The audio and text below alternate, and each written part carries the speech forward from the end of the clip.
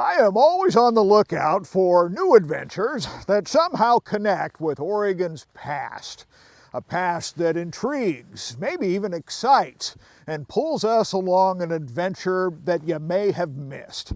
Hi there, I'm Grant McComey, your host for Travel Oregon's Grant's Getaways. And this week, imagine a time 15 to 20,000 years ago when huge icebergs floated across the broad-shouldered Willamette Valley.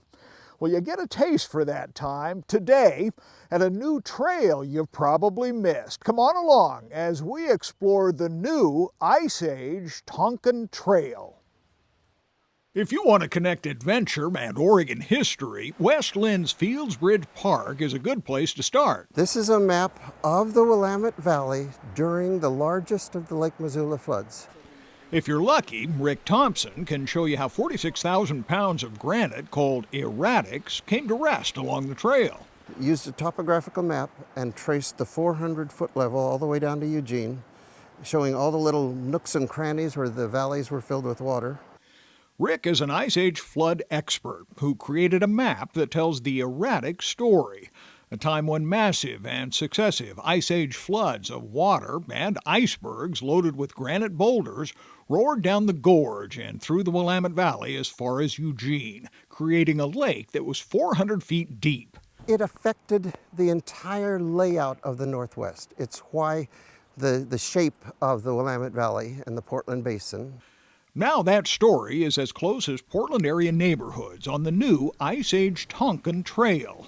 Signs show the way through Graham Oaks Nature Park in Wilsonville. It's a value, I think, that connection to nature that people hold dear to their hearts in Oregon. Jane HART is Metro's manager of the trail project, and she says the proposed 22-mile trail links Wilsonville, Sherwood, and Tualatin to put hikers and cyclists right in the middle of Ice Age history. It's a hard surface trail. It's wide. It accommodates all types of uses and people who are in wheelchairs. This trail will travel through landscape that goes up and down and is hilly in some places. Also wind its way carefully through some natural areas. They'll be able to learn about the effects of the Ice Age floods in Tualatin, also about the prehistoric mammals that roamed the entire Willamette Valley. Nearby Tualatin's on the fast track to embrace the Ice Age theme, according to the city's Paul Hennon. In fact, the Heritage Center and the library hold a mastodon tusk and a full skeleton.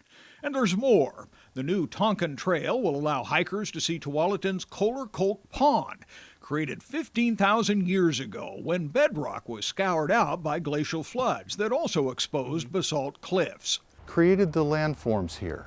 It's a significant part of what makes this area special. These floods were the largest floods on Earth. It helps create a sense of place for people. So far, 4 miles of the Ice Age Tonquin Trail have been paved for use and include the Keokuts Bridge.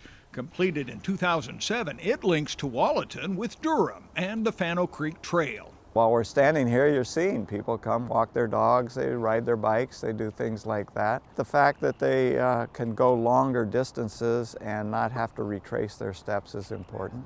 Metro Councilor Carl Hostica says the trail will take years to complete, but so far neighbors are proud of the progress. Trails, parks, that's what people really like, and it's part of what makes the metropolitan area of Portland different from other metropolitan areas, that we have this network of parks and trails that's integrated with our urban environment. Near Sherwood, the environmental experience that hikers have right now is awesome.